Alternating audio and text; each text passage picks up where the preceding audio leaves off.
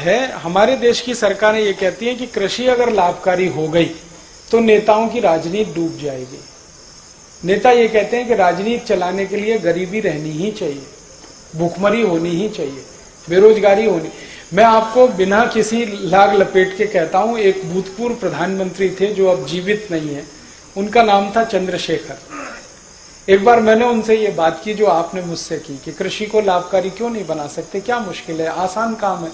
तो उन्होंने कहा आसान तो है, बनाना भी है, आसान है, कोई मुश्किल नहीं है, कुछ कानून में फेरबदल करने की जरूरत है।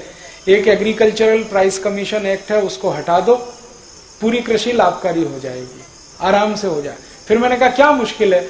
उन्होंने कहा हमें मुश्किल एक ही है कि अगर ये लाभकारी मूल्य में आ गए सारे किसान तो इनकी गरीबी खत्म।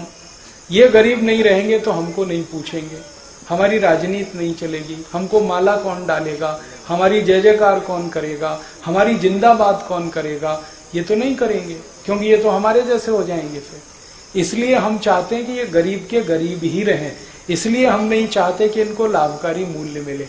तो मैंने कहा ये आप कह रहे हैं? उन्होंने कहा ये मैं नहीं कह रहा हूं, सभी प्रधानमंत्री यही कहते हैं, बस अंतर इतना है कि मैं खुल के कह रहा हूं, बाकी पर्दे के पीछे कहते हैं।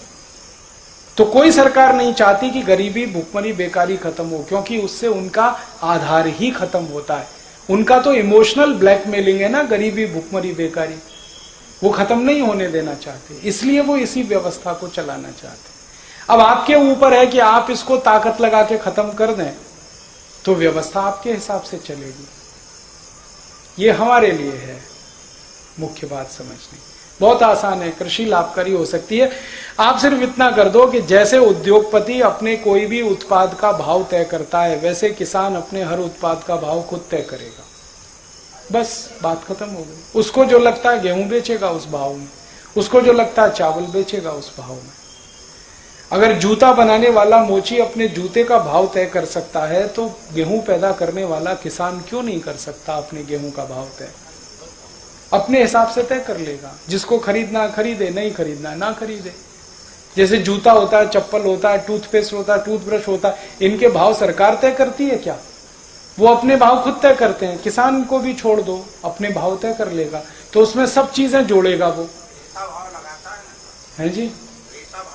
हाँ, तो आप ये जो क्रेता का किस्सा है ये विक्रेता का कर दो। जैसे पूरी इकोनॉमी में विक्रेता भाव फिक्स करता है, ऐसे ही किसान की इकोनॉमी में विक्रेता फिक्स करेगा। इतना ही करना है, पूरी कृषि लाभकारी हो जाएगी।